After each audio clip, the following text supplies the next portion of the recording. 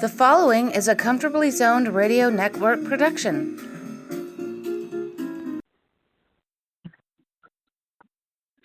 Thank you, Kelly Olson. I am back. You are comfortably zoned in Alameda, California with me, the Zig Zag Man. We can't be all that comfortable in light of recent happenings. Jerry Feitelberg is going to demystify the situation for me. Let's start, Jerry, if you would, and welcome. I appreciate you being here. We talked off the air. This is very serious, and who better to have on the show than a real genius, and I appreciate it, Jerry. Let's start, if you would, with Israel and Exodus. If you'd say a few words to what led up to Exodus, and if you would, and proceed with trying to get a handle of what led to all of this over the years. So, Jerry, if you take it, I appreciate it. Well, as you know, Ralph, Israel was created in 1948, became an official state, and immediately was attacked by its neighbors trying to put it out of existence. And they won the war. They had help from the support of the United States. Harry Truman recognized the country, and since that time they've been had several wars, and the Israelis know that they cannot lose a war. They have to prevail every time, otherwise they will go out of existence. Now they've had their times. They had the 6-Day War in 1967. 50 years ago, they had the war on Yom Kippur, where they had a surprise attack from Syria, and they had some substantial losses, but they held on, were able to get a hold of things, and over the years, they've had. Hello, who's there? I'm here. Oh, I thought I heard another voice. But over the years, they've had skirmishes, and a lot of skirmishes and terrorist attacks over the years. And in Israel, they've set aside the Gaza Strip for the Palestinians, and then the Palestinians have been part of their group that was led by Yasser Arafat is in the Palestinian Authority is in the West Bank. Now, over the years, people from Israel have settled in the West Bank, and so there's been contention about that because the Palestinians don't want the Israelis to take over that territory. And also, they had on the table, or they tried to have on the table, a plan for a two-state solution, an independent Palestinian state. But in order to have a state, the Israelis have to have a partner. They have to have people willing to negotiate with them. And what happened in 2007 is Hamas took over the Gaza Strip, and Hamas will not negotiate with the Israelis whatsoever. They want to kill them, and they've attacked Israel several times, and every time they attack, they've been punished by the Israelis. And the people in the Gaza Strip and Hamas are being supplied by Iran, primarily with weapons from Iran and probably from other Arab states. And what happened yesterday was unbelievable because of the size and scope of the attack from Hamas into southern Israel and all over Israel.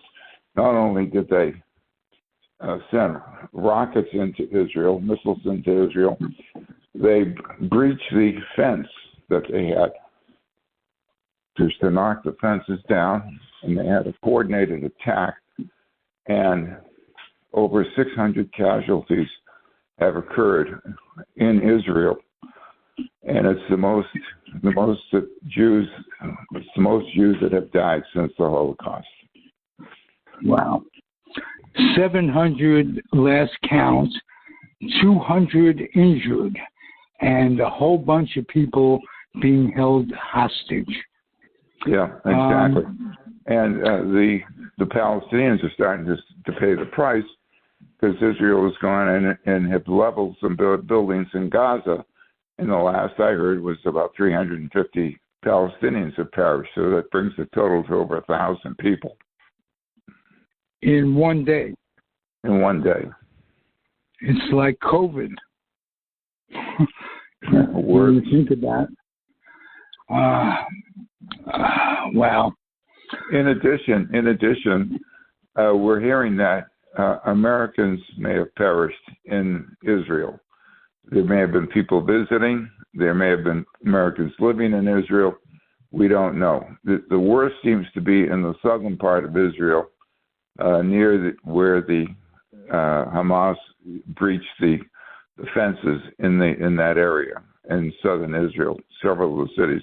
Although from what I understand, the missiles did reach Tel Aviv. So the big question is, how did the Israeli intelligence service fail? Why didn't they have this on their radar? Because it took them totally by surprise. Wow.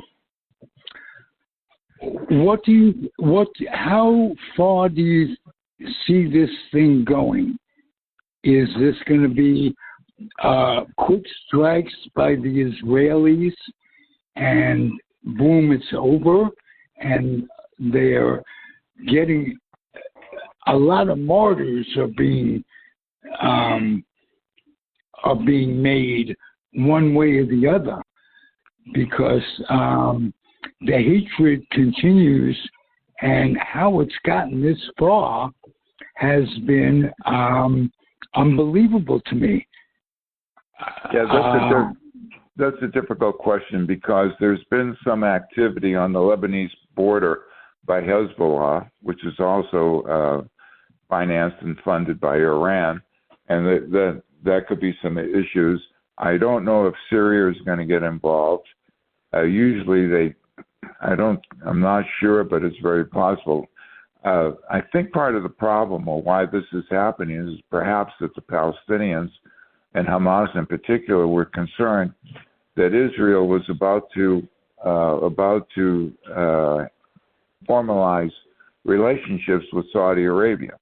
And if Saudi Arabia normalized relationships with Israel, that would have been a huge victory for the Israelis, and it would have perhaps sent a message to the rest of the Arab world that going to war with Israel and the hostilities with Israel the time has come for things to end. Well, going to war with Israel, the threat of it has always been that the Americans would come in, good, bad, or indifferent. What are the chances of that? Oh, I don't think the Americans are going to come in. The Israelis will be able should be able to handle this. The question is, how long is it going to take to get things under control, and will the war spread? They have to be careful that it doesn't spread, and the Arab nations come in and join Hamas. So it's really going to take a lot besides diplomatic efforts. it's going to take. They're going to have to control, number one, the situation in Israel with Hamas now, and how long will it take? I would hope would be that Israel will make it clear that they will punish the Hamas and make it quite clear to Hamas that their actions have consequences and that their population will suffer greatly if they don't come to terms. Wow. How involved is Putin in this? Don't know. We don't know if he's behind this. He has a hand on it. Has a finger in the pie. It's hard to say. Certainly, it's a question that I don't know if Biden and the administration can answer that question. He may be involved. The Russians love to stir the pot. They may be implicated in this. It wouldn't surprise me. But at the moment, I don't see any. I think Putin's got his hands full with Ukraine, but you never know. It's really a tough situation what's going on in the Middle East right now. It's tough with what's going on in Ukraine because of what Putin did there, and there's nobody in Russia to stop Putin. So it's possible that he's involved with this to create more mischief in the world and more strife. But I have a feeling that I don't know where the armaments that the Hamas got the armaments from. So we suspect it's Iran, and it's hard to believe that they got so many into Gaza because there's a blockade on Gaza, and yet the weapons and all the materials came, and this was a mission that took several months to plan. This didn't happen overnight. They just didn't say, let's go get Israel. They had to plan this. They had to have the equipment to do it. They had to have the armaments to do it. They had to have the missiles to do it. And someone supplied them. And yesterday was the result of that planning. So Israel's got a tough situation. They have to get things under control. They have to get their people back. And they have to make sure that Hamas understands that any further actions will be met with severe consequences from the Israeli defense, the IDF, the Israeli Department of Defense. I'm going to get it right. Israeli Defense Force is what I'm trying to say, and they will do it. Part of the problem, and it's hard to say whether the problems that Netanyahu was having with the trying to eliminate the powers that the Supreme Court had, and that was put a break on Netanyahu. We don't know if that's a factor. Maybe they felt that because the reserve forces were concerned that the Supreme Court would lose its power, and they weren't reporting to duty. That was a factor. We just don't know.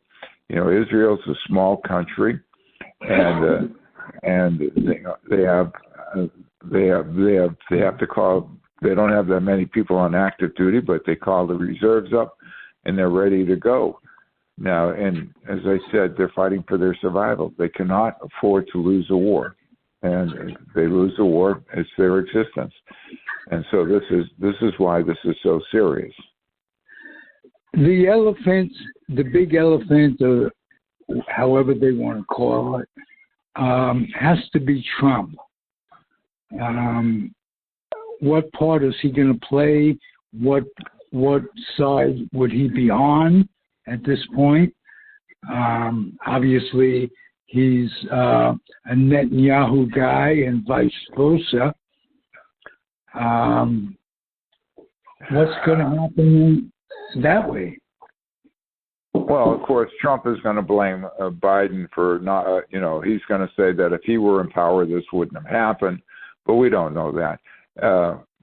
Biden has said the right things, that the United States stands with Israel and is prepared to do what's necessary to to support Israel, which is the position of every American president. Trump had other reasons why he was supportive of Israel, primarily to keep the Christian evangelicals happy, because they believe that the rapture will occur. If the rapture is to occur, the Jews must be in control of the Holy Land. And so he was very supportive, and the evangelicals liked that and for that. But Trump also moved, did what Netanyahu wanted, and that was to move the consulate from Tel Aviv to Jerusalem, to the capital, and which they did. And when we were there in 2019, we were just half a block away or a block away from the old consulate in Tel Aviv, and it was still operational. They still had people working there, but that's where it was. And I just don't know, what the motivation of Hamas was, other than they're motivated, number one, by hatred. Number two, maybe they felt it was an opportune time. It was the 50th anniversary of the Yom Kippur War, and they wanted to make mischief. They wanted to create damage and do a lot of bad things. So it's hard to say why they picked this time to do it, how they planned it. They're going to have to find out, and the Israelis are going to find out who planned it, and they're going to eliminate them. And it's just a sad thing, but people are going to lose their lives because of what Hamas did today. On both sides. On both sides, absolutely. Yeah. Jerry, quite a succinct update. I'm very appreciative. And at least we have a better idea, my audience and I, about what to expect. And we don't know what to expect is part of the problem. Well, as you know, Ralph, sad day for Israel and a sad day for the world. As you know, Ralph, the Jewish people have been fighting for their existence since the diaspora for the last 2,000 years. The Jewish people have been persecuted. They've been chased out of countries. They had the Spanish Inquisition, the Portuguese Inquisition, the British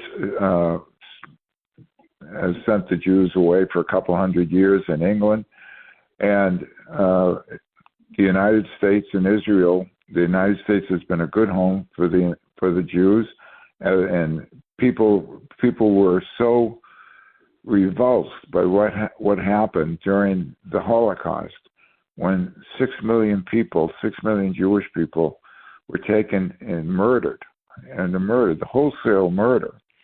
And after the war, with the help of the United States and other countries, the State of Israel was created, and it's existed since 1948. And as I said, we're still fighting for our existence. And in this country, we know that anti-Semitism still exists. It bubbles just below the surface.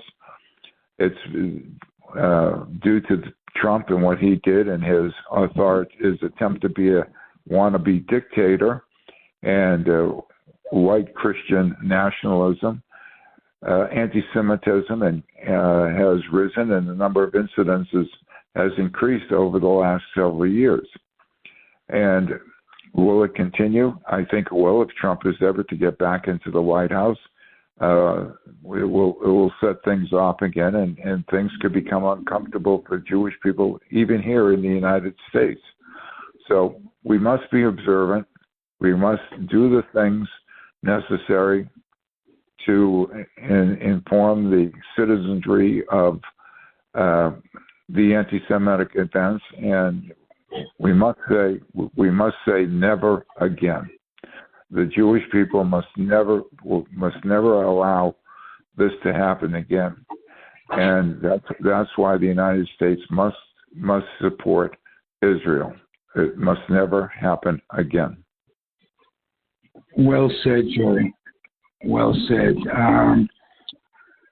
Zygazant, my friend, and thank you for a wonderful, informative podcast. Well, it's a little bit different than what we do, and I'm sorry that we have to do this, but it's absolutely necessary to let people know, And as you know, as in about a month from today, we will celebrate a month from tomorrow. We will celebrate remember the 85th anniversary of Kristallnacht, the night of broken glass in Germany, when many Jewish people in Germany, the final solution was being developed to get people who were arrested, being taken to concentration camps, and being murdered. And we cannot forget that. We must remember it, and we must stay strong and vigilant during these critical times. In the name of those who were killed and their relatives, like myself. I lost my grandmother, and it was the pall that hung over our family, our immediate family. My father, his mother died, his brother and his brother's family died. And there was a terrible depression, a lifelong depression that comes with that. Absolutely. And like you, my mother had, I think most of my mother's and father's family had left Europe before that. But I think my mother had a cousin that was in Israel who escaped the Holocaust. But right now, Isla has her two granddaughters who are married and living in Israel, and there's several great-grandchildren. Wow. Yeah, so there's great concern of what's going on. Her oldest daughter's husband is an Israeli, and they live here, but they're worried about their children and their grandchildren, and so it hits home to many Jewish people. I met many people who were survivors of the Holocaust over the years, and I've met many Israelis too over the years, and we have to stay strong. We cannot be weak, and we cannot allow this to happen. Yeah. Let me paraphrase Billy Joel. These are not the best of times, but they're the only times I've ever known. Yeah. And I'm just grateful for the self-control of not having to sing that song, to just recite the words. But it is truth. It's every bit of their existence. Israel has been tempered with violence, with craziness, and it's very sad. So yeah, just another point is that many of the Palestinians who live in Israel itself have better living conditions than the people in the Hamas and the Palestinian Authority, because they choose not to cooperate or recognize or want peace with the Israelis. And they complain about how they had to leave Israel or Palestine when Palestine wasn't a country. It was created by it was a British protectorate, and so the Jews have lived in Palestine for many years, way before even the creation of the State of Israel. So what I'm trying to say is that they're going to say that Israel has become an apartheid state, and it's very difficult there are Palestinians who serve in the legislature, in the Knesset, but the Palestinians cannot serve in the military. It's understandable why. And there are enclaves. There are sections, Arab sections in Tel Aviv, and in Israel, and you can't tell if you go into shops. Sometimes you can recognize a Palestinian, but it's hard to do it. And they've been integrated into the society. But the Israelis cannot allow them to have power because it would be like committing suicide. They're not going to do it. They cannot give them what they want. They do. The Bedouin in the southern part. We saw the Bedouin when we were there. The Bedouin have their camps, and their subsistence is provided by the Israeli government. They're provided with health care and money to keep them where they are. It's not great, but it's better than what they would have wandering around the desert. So who knows? And it's a tough situation. I think there's maybe 9 million people in the state of Israel. 7 million are Jews, and 2 million, and maybe more, are Arabs. And it's a very difficult situation. A lot of the people never mention the fact that when the state of Israel was created, they talk about the Palestinians leaving, that the Palestinians were forced to leave. They don't mention the 800,000 Jews that were forced to leave Iraq and other Middle Eastern countries or be killed. And that happened too. So there's a lot of history that people don't understand. They don't want to understand. And I know that there's a lot of anti-Semitism on a lot of college campuses where they start accusing the Israelis of being an apartheid state. But it's really not. And it's just a sad situation going on right now. Okay. Jerry, best to Isla, please. I didn't know of her situation with her family being over there. And just hope for the best. Yeah, well, we'll continue this conversation on Thursday when we have the lunch with Eric Bray. And I don't know if Michael is going to make it, but we'll see. Okay. Be well. Zagazant, my friend. Yeah, thank you for listening, everybody. Comfortably Zoned Radio Network. I'm Ralph Tycho. The guest is Jerry Feitelberg. Thank you again. Okay, bye. Adios.